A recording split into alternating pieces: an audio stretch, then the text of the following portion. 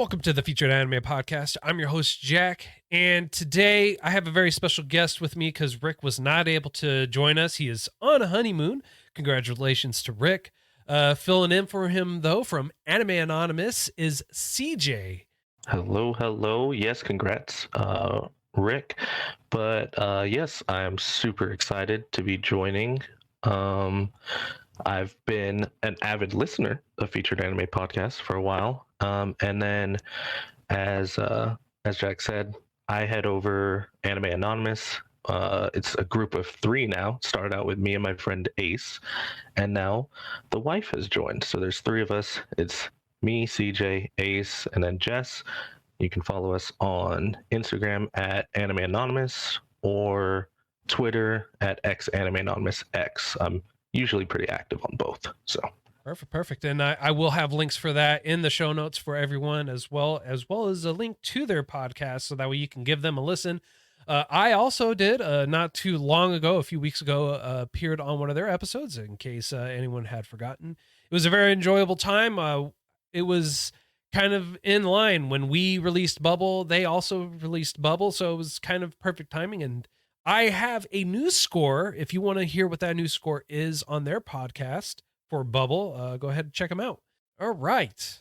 Now, on to the illustrious meat and potatoes.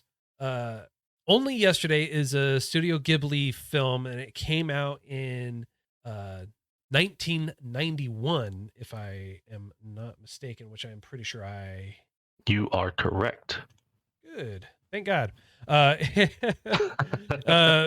Studio 40 is Studio Ghibli. It's based off of a manga. The genres for it are drama and romance. And it ran for just shy of 2 hours. So an hour, like 58, 9-ish minutes. Yeah, so I funnily enough know exactly the timing because the my phone kept buffering, so it took me like 5 minutes to get the last 2 minutes out. So it was a 1 hour 58 and like 48 seconds. so almost to the T at that point. Yeah. Yep. Oh, Jesus. All right. Yeah, I'm gonna be honest. For me, this movie was very hard to get through. It was very long. It was very dry for me. Just to throw that out there right away. It was certainly not one of the Yeah. It felt longer than longer movies I've seen. And it actually took me sittings, whatever it is, to get through this. And I felt like I was like, okay, I have to be pretty far in, and I was like half an hour in. I was like, oh geez, okay, all right. Yeah, I definitely felt you there. It was certainly one that made this hard to get through because the pacing was just so off, so slow. Yes. Yeah, that is one of my big things. It's the pacing's weird, but then you can obviously tell that it's a flashback, but at first you can't tell which one. Well, at least for me, I couldn't tell at first which character she was until maybe like the second, because she does 2 quick flashbacks, and in the second flashback I'm like, oh okay, this is her. I thought this was her, but I wasn't sure. And yeah, how they did it really threw me off too. It didn't flow like you would expect it would. Yeah, exactly. And some of the lines I just felt were a little off, like when she was putting in her time off with her boss. He was like, well, did you break up with your boyfriend? Like, why are you going to the country? I'm like, that's a weird thing to ask. Why wouldn't you just say, sure, you can have the time off? Right. Well, I mean, to be fair, in their society, in their world, for her to just take 2 weeks or whatever it is, extended vacation off like that. I want to say it was 10 days. So just shy of 2 weeks at that point. Yeah. No, For an it's extended just period of sticking in my head. time, they, I guess for them it's really unusual because there it's like very honorary, very honor system. So, like how here in the U.S., if we don't get all our stuff done, if we don't get everything completed right away, we will, in a sense, work, but we'll get paid overtime. Whereas over there, it's expected you to stay late and not get paid to finish the work you were supposed to do or the work that needs to be done. So, I mean, I guess I could kind of see it. However, when he said, is it because you broke up with your boyfriend, and how her face was drawn, how she looked, it made me feel like she was a lot older than someone in her 20s. Yes. Okay. All right. So yeah, we can dive into this right now. Yes, the way they drew the laugh lines and cheekbones make her look like she's Old. like in her mid 30s at least. Minimum. Like I was like, wait, is she like a granny that has like brown hair? And then he said she was 27. I was like, wait, what? Yeah. Yeah. No, I thought she was at least in her mid to late 40s given. And then when you were looking at the first initial time frame from the kid to then, right, it just made it seem like it should have been a lot longer than what it was. But instead she was only it only had been 17 years, and I just could not help but think, man, they really slept on the animation for this one. And it only was her for the most part. There was another female character. I think it was Nako, which we meet later on, that kind of had the same thing where they drew her face and she looked really old. But other characters, when they were smiling, didn't have those facial features.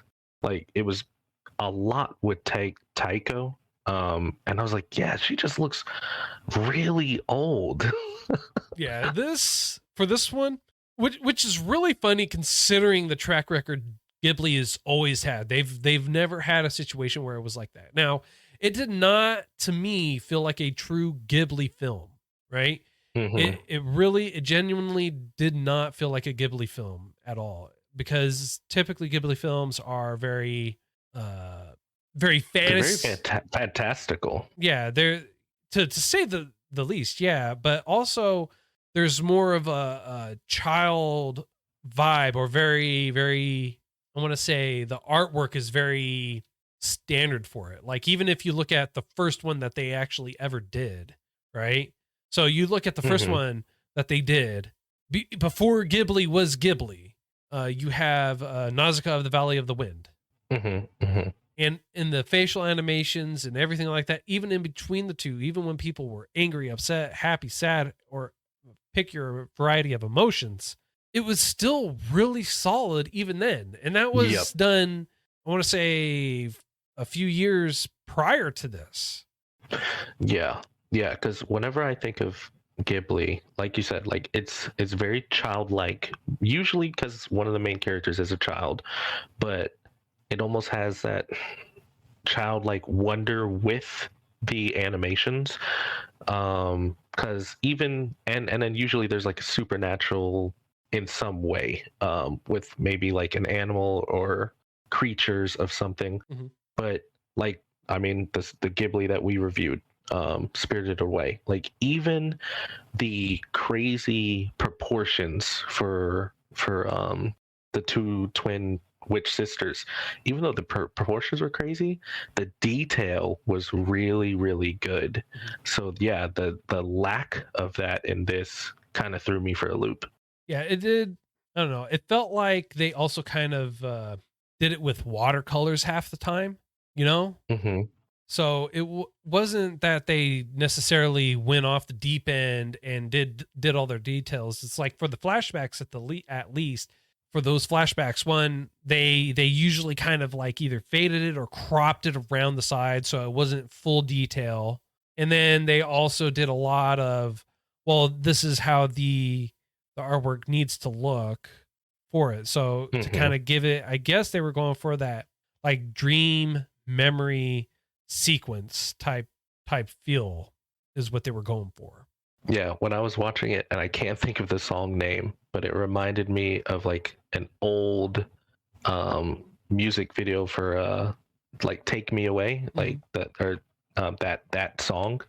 It's very watercolory like. Yeah, so I thought of that music video a lot when I was watching this, funnily enough. Nice. Yeah. Or "Take on Me," something like that. I Yeah. think that's the song of it. Yeah. Take on me. Hey, Take whoa! They're on gonna me. pay for that. Oh, I'm You sorry. I'm can't be sorry. just You know, flexing the voice. you can't keep this angelic vocals tramped down. All right. You can't. Yeah, goodness gracious. I'm sweating over here. Right? Okay. While I let your heart flustering get settled down there, sir. It felt like to me like she was having, and granted she referenced it, she's like, I'm bringing in so and so with me. It almost felt like she was having kind of like an identity crisis with herself at times, or that she has like kind of, I want to say almost like she has split personality.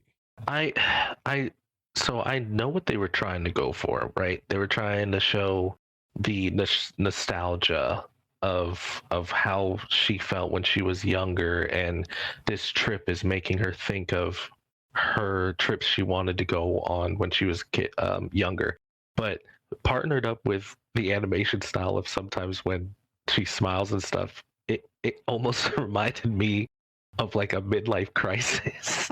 Right? Well, and that's what it felt like. She was having a midlife crisis at 27. And Yeah. why would you have a midlife crisis at 27? I don't know. Yeah. So here's the interesting thing. So the dad bought a pineapple. He doesn't ask any questions. He's like, she wanted a pineapple. I went and bought her the pineapple. And so they figured out how to cut it and gave it to her. One, how they drew the pineapple just seemed like it was not quite ripe yet. You know, like it was. Yeah, it was super green. Yeah, it was super green. Should not have been cut into yet.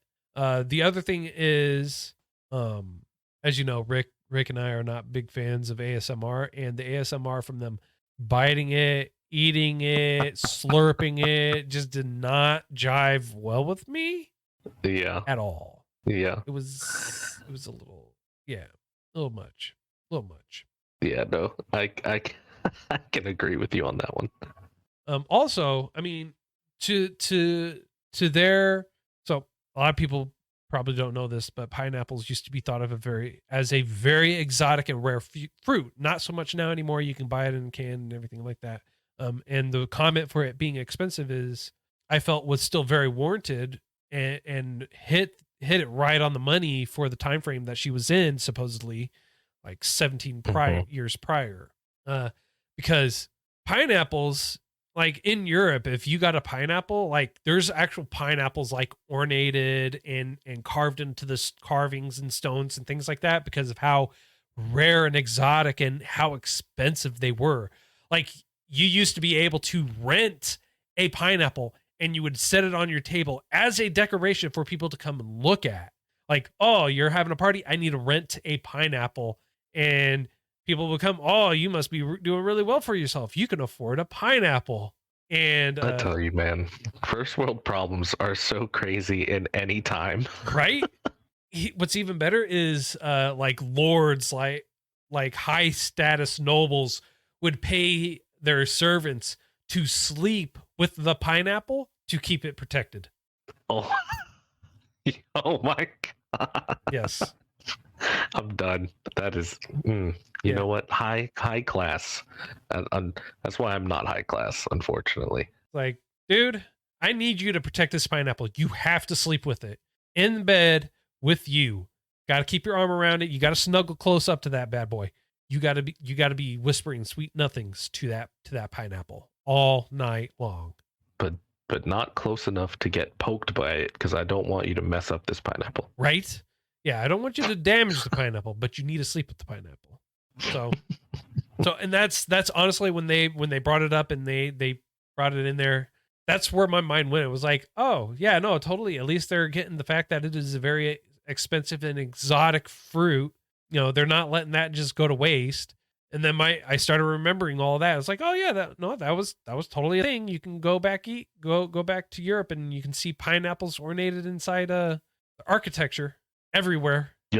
Yep, I've seen that before when we traveled to Europe a couple times for like different things. And yeah, I remember seeing those different like bronzed, sometimes metal work with or metallurgy with pineapples. And I always thought it was cool, but I was like, why a pineapple? But now it makes sense. Yep, that's why, because they were so expensive, and you were the highest of high classes if you could afford a pineapple.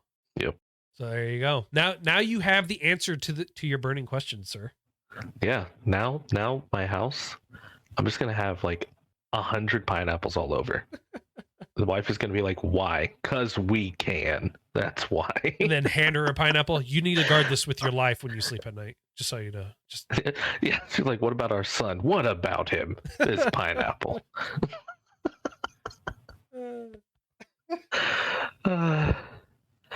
But yeah, I'm trying to think what else.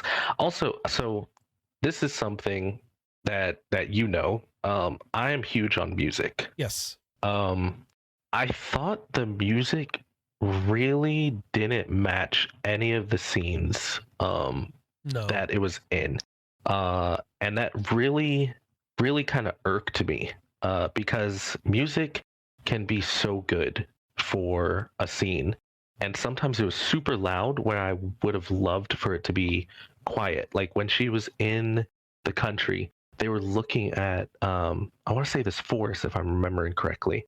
And there was just this loud music. And I was like, why don't we just do what she's doing? Like she's out here to enjoy the country. Like instead of having this music in the background, have sounds of nature. And I thought it would have taken that way to another level. So yeah, I was not a huge fan of the music or the way they really used it in this. Yeah, no, the music felt forced most of the time. It Yeah. was not something that you kind of easily were drawn to. It was just, it felt really out of place. And Yeah. and to go back to my comment on feeling like maybe she has a mental disorder or a personality disorder is because as you progress on through towards the end, the and even a little bit throughout the movie, the characters are still real world interacting with where she is to a degree. Yes. Yeah, especially the ending sequence. Yes, like everything just kind of really flowed in with each other and touched each other in that regard. Yeah.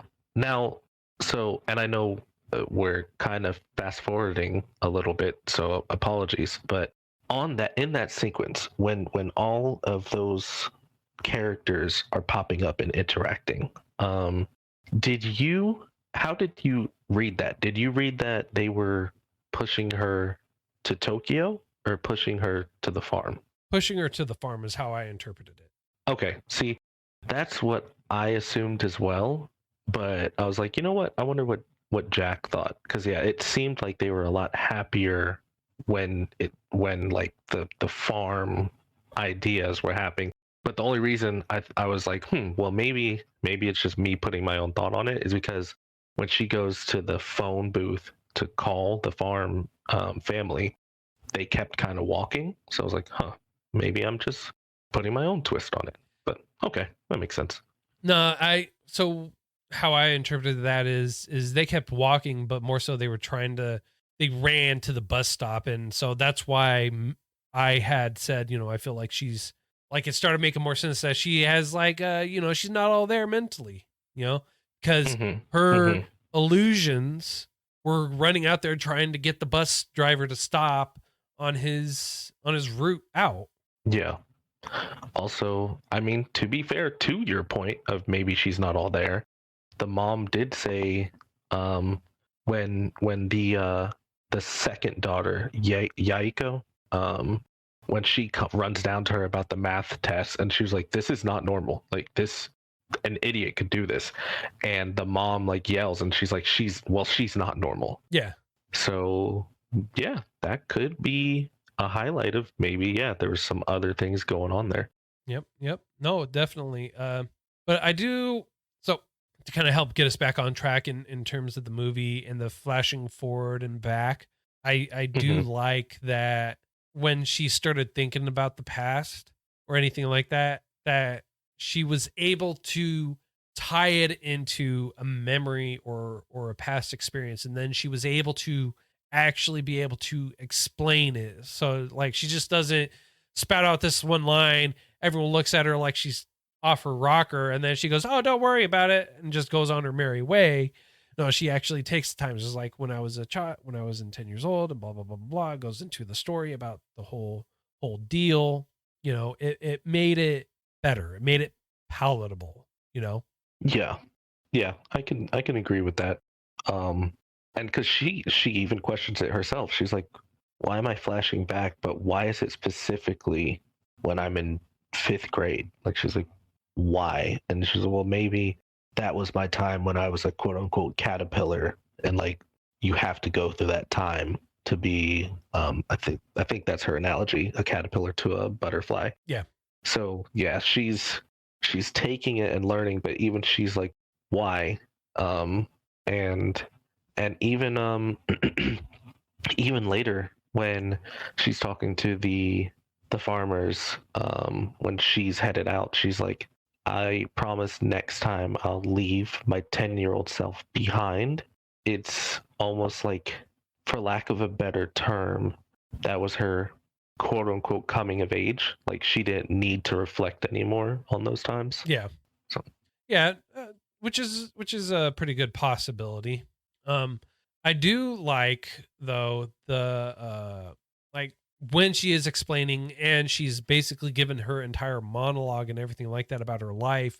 She remembers and conveys the emotions, the lessons that she's taught, and how she actually feels about particular situations. But then she also learns too at the same time, everything that she can about something that she's truly interested in. So when she's arriving at the farm out in the countryside, she's she learned about the plants, she learned about the history of the plants, she learned how people used to uh harvest them and everything for that, when the right time is to harvest those plants as well, because hmm they're getting these, I forget what the plants are called, but they're flower petals, and basically what ends up happening is they become a very deep dark red color when prepared, and they're used for dyeing.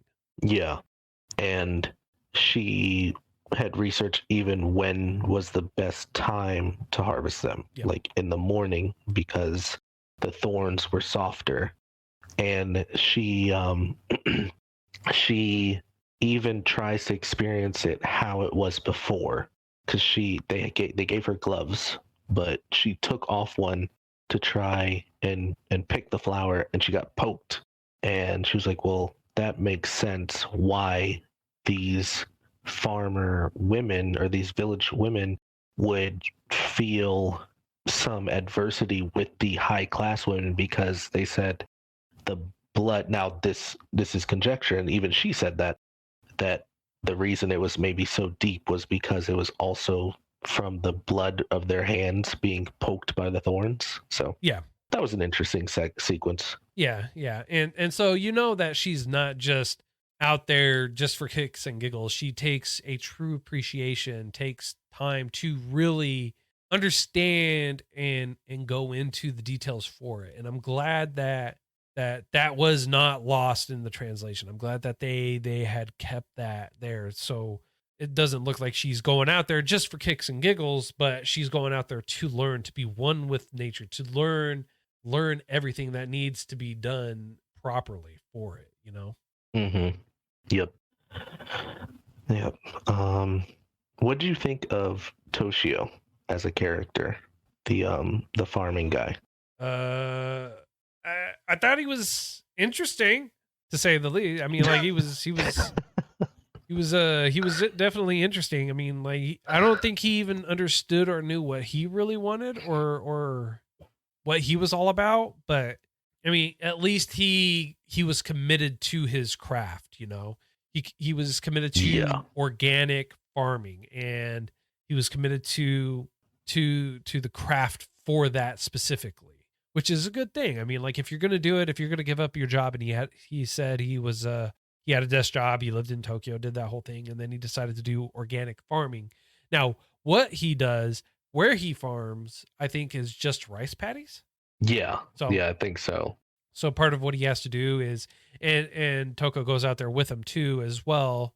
Taeko goes out there with him as well.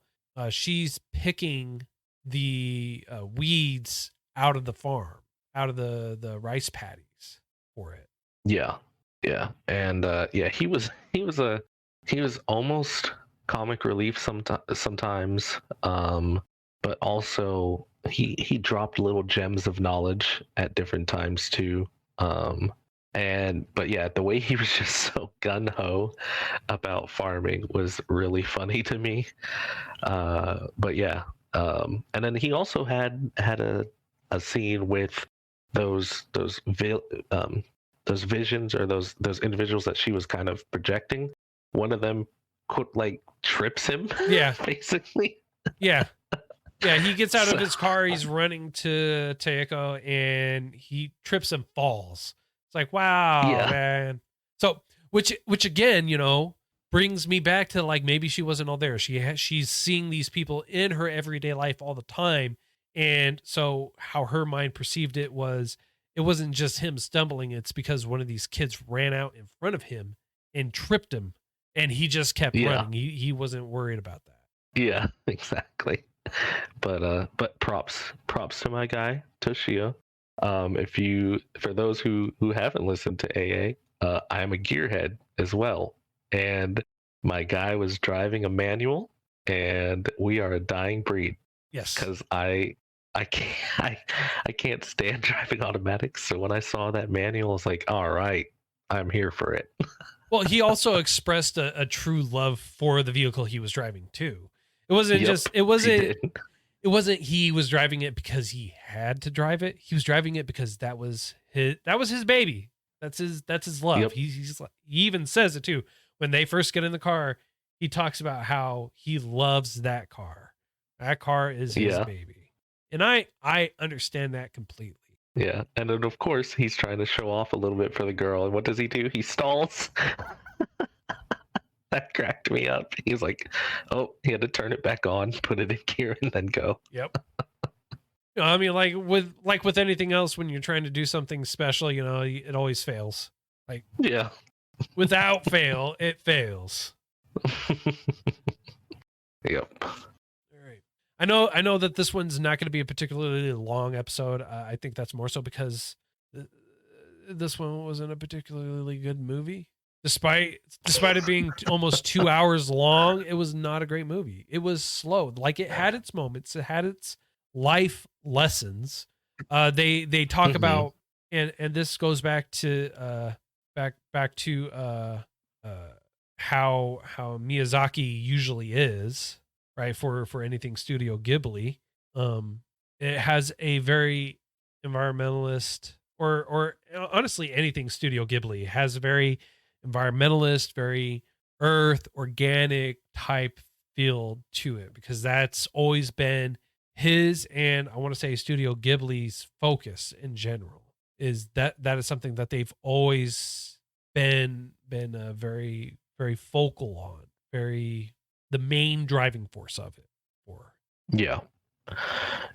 I agree, and I also agree with the first statement you said. Like, yeah, it felt long, which is crazy, because one that we have both reviewed, Bell, I want to say was over 2 hours. Yes. But it felt short to me because the pacing and stuff was really well done. It wasn't too fast, it wasn't too slow, and I was engaged the whole time. The pacing, as we already said, like it was a little off, but there was a lot of downtime, and even the talking was very very slow. Yeah. Just for kicks, I put this on 1.25, and even then it seemed like it was slower than a normal movie, but I was like, I'm not going to speed it up any more than that because I don't want to accidentally miss something. Right. But yeah, I put it on 1.2 and I was like, yeah, even this feels slow. Like, yeah, it was just an odd kind of pacing they did. Yeah, you know, honestly, with it being not a fantasy, with it being so different, honestly, it does not like we know it's a Studio Ghibli. Like there is no getting around that, but I don't think it did not have the normal feel and pizzazz that Miyazaki. So I just because I was curious. So the director for this is Asao Takahata, and apparently this was like his second movie for Studio Ghibli. Okay. But then he didn't really do like many others. I think his first was Grave of the Fireflies, which that already sounds more like a Ghibli-esque name. But yeah, so maybe that's why we're not really seeing the Miyazaki touch, because he didn't touch this it. was this was Takahata. So that makes a lot more sense. It does. It makes me feel a little bit better because my opinions of Miyazaki is pretty high up. You know, for this movie, it just, if it was truly a Miyazaki film, it would have crushed. You know, I mean, like, it would have been bad. Yeah. So that makes me curious as to what his Grave of Fireflies are. But yeah, no. So that makes a lot more sense. This is not a Miyazaki creation. So thank God for small favors. You know what? I'm always here to help you out, man. Thank you.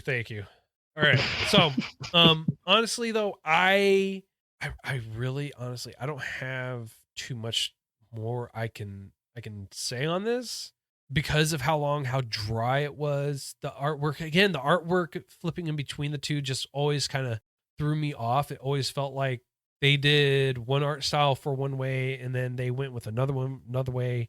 And then another reason why that I felt like Takeo was a lot older than what she was saying is because even the mom didn't look like that. Even her mom, when she was like 10 years old, didn't look like that. Yeah, exactly. Like, even, I mean, well, to be fair, we didn't really see the mom smile that much. True.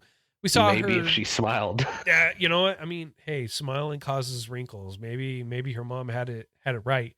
That's why Takeo just looks so old, is because she's always smiling like a fool. I mean, you never know. Yeah. No, I'm kind of right there with you. I guess the only thing I could say, kind of wrapping up on it, would be I didn't feel any connections with any of the characters either. Taiko, as an older person, she was more relatable.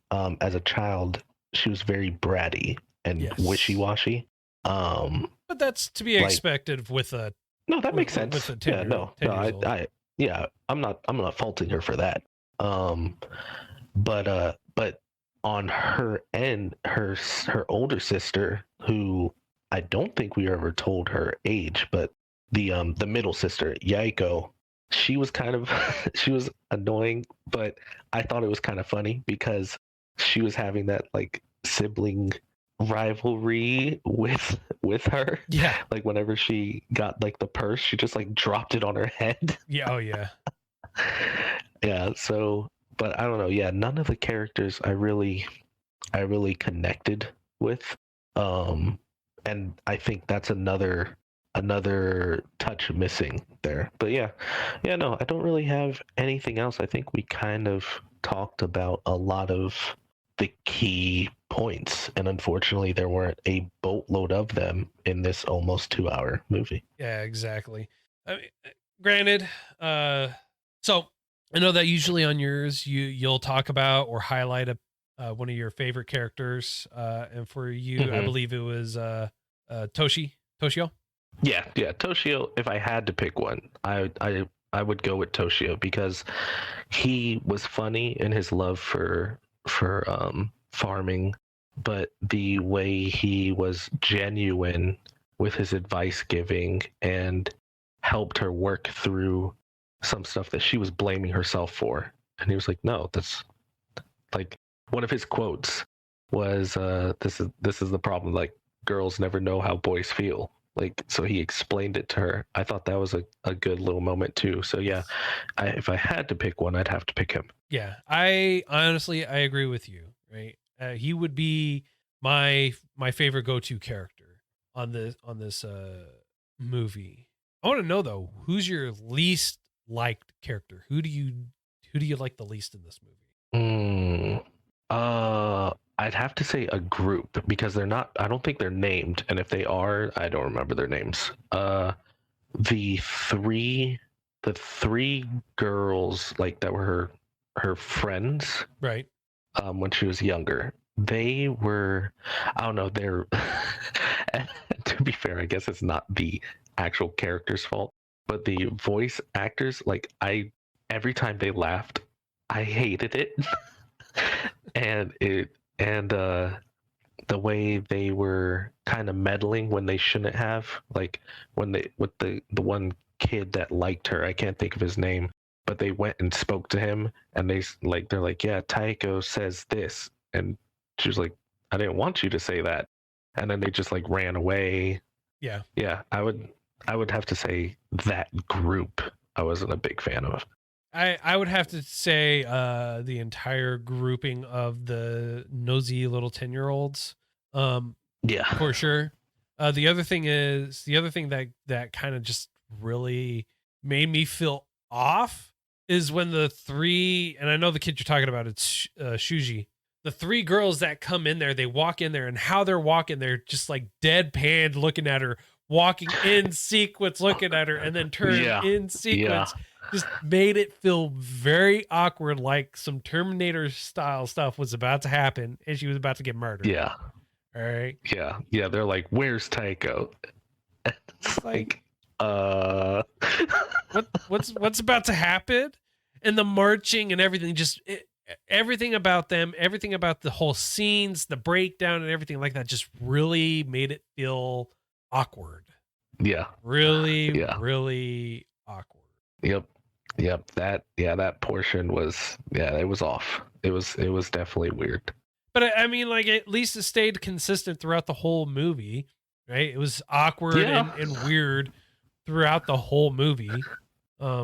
They made references to current pop culture, or not current for us, but current pop culture for when this was created, which is like the Beatles, art, actors and things like that. Bananas were a very commonplace thing. They were very plentiful.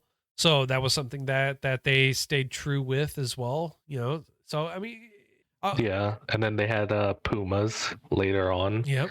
That like everybody was wearing Pumas now. Yep. So, yeah. So it was I mean, like, at least they stayed true to that, but the busybodiness of it, the how everyone was just really in the drawing, facial animations in between the two just really kind of threw me off. So since I don't know. All right. Okay. We keep droning on. I'm sorry. It's, all right. So since Rick's not here to keep with tradition, sir, would you like for me to give my rating first, or would you like to go first? No, it's okay. I actually was thinking this. I was like, this is so weird. I'm always the one wrapping up on our podcast, but as it is yours, I will go first. All right. So for all the things that we've already mentioned, the art style, the clashes of different art, for me, again, the music was just not there. It was where it shouldn't be, and some points where I thought it should be, it wasn't there. I was teetering on like a 3 or a 4, but I honestly don't want to watch this again. I wouldn't recommend it to anyone. But I could see why somebody would like this. Because like I'm not a huge lover of biographical movies in general. But I know some people who absolutely love them. So I wouldn't go out of my way to recommend this to somebody, but if I knew somebody who was looking for something like a biographical movie, then I might see like, oh well, there's this one. So I say all that to say, I'm gonna give this a 3. Okay. Personally, I wouldn't go out of my way to do anything with it, but it's not horrible. Well, okay. For me, my rating, for the reasons and everything like that, I was teetering between a 2 and a 3 for me personally. This was just so Hmm. horrible. I had one heck of a time trying to get through it. I would not recommend this to anyone. In fact, I would even say I would even deter people from watching it.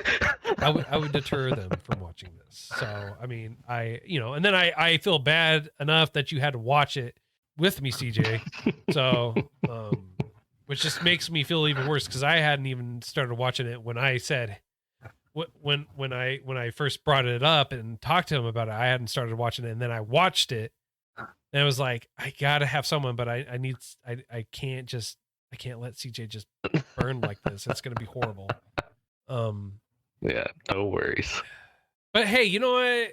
On the positive side, you got to hang out with us. You got to hang out with me at Yeah, least. for sure. So I mean, at least in that, even though it's not related to the anime, I'm gonna give it a little boost, a little push to the 3 mark as well. Because I had someone join in my pain, and I didn't have to suffer alone in this. Uh, so for that reason, I'm giving it a 3. But artwork when it didn't. Joking aside, though, artwork when it didn't really deal with, when it didn't deal with the past portion of it, and it dealt more with the nature, it did really feel true to how a Ghibli film should be. It felt better than what it had felt in the past, or had felt with the past Hmm. versions of it. So Yeah. it was, I don't know. That's Yeah. Yeah, that's no, I agree. that's the saving grace for it. Although Yeah. I do have a question though, really quick. I want to know how the hell this university. So you remember the scene where she says she like adds like 2 extra words to the scene. Goodbye, bye, black crows. Goodbye, and then she Yeah, waves yes, and yes. says something else. All right, like I want to know. Like from that one little scene, and she does her little wave goodbye in the scene because she couldn't add any extra words to it. I want to know what the university saw in that 2-second scene where they had to have her. Like, See, what they saw was acting from an actor, I see. because she was not afraid of the what was it called, the pregnant pause. But yeah, I don't get it. Like, I don't get what was so crazy that she did in that. Let's. I'm gonna exaggerate and say that 30 seconds that nobody else did. That they had to go to her family and beg the mom to please let her act. Like they were basically like, she is God's gift to acting. Yeah. We need her. Yeah, exactly. Exactly. It's like, wait, hold on 1 minute here. Why? Yeah. Like, who did what, where, when, why, how? Like, what happened? Like, what did I miss at that point? Like, was there like another scene that we just didn't get shown that she was a part of? The scene was in her eyes. It was the eyes. That's what it was. I get you. Okay, so she had a fiery passion burning in her to be the best actress ever. Yep, exactly. Okay. It's like Sweet JP had nothing on her. You know what? Sweet JP, what he does is he boosts through time with Nas. All right. She had the fiery passion to exceed that transcendence of reality and have people want her to be in their make believe play. Yeah. Yep. Yeah. That's all I can say to that. Yep. All right. I just wanted to make sure that I wasn't the only one that thought that was really weird. That threw me off. That was weird. All right. Well, thanks for hanging out with us today, CJ. Thanks or me anyways. And really appreciate you being able to fill in for Rick. And maybe I'll throw this up on a Patreon exclusive and try and get him to watch it although that would by proxy force me to watch it. We'll see how I feel later on down the line. But honestly, really truly appreciate it. Next week we are going to be watching. See, Rick should be back. So we're going to be watching another movie, and it's going to be a movie called In the Corner of the World. Nobody puts baby in a corner. Well, you know what? I have no idea what it's about. So that, they could have. In true Jack fashion, it's 100% random. I have no idea what the hell it is. So we'll figure it out as time goes on. And so much appreciated. Thanks for hanging out with us. Tell everyone again where they can come listen to you and where they can follow you. Yeah, anytime. You can follow us on Anime Anonymous on Instagram and X Anime Anonymous X on Twitter. Listen to us on Spotify. Same. Any podcasting app that you prefer. Try to get us on as many as I can. And if you want to shoot us an email for some reason, it's xanimeanonymousx@gmail.com. I tell people all the time, you have any recommendations, you hate our thoughts, 100% shoot us an email. We are down to talk. So right on. Well, thanks for hanging out with us. And if anyone else wants to follow us or reach out to us, all our contact and information and things like that are going to be listed in the show notes. You could also go to featuredanimepodcast.com and get all our information on there. If you want to listen to the pre and post show, that's usually done with every episode. Patreon.com/featuredanimepodcast. $1 a month will get you access to that bonus content. And until next time, I'm Jack. I'm CJ. I'm glad to feed your addiction on Featured Anime Podcasts. And we'll see you later.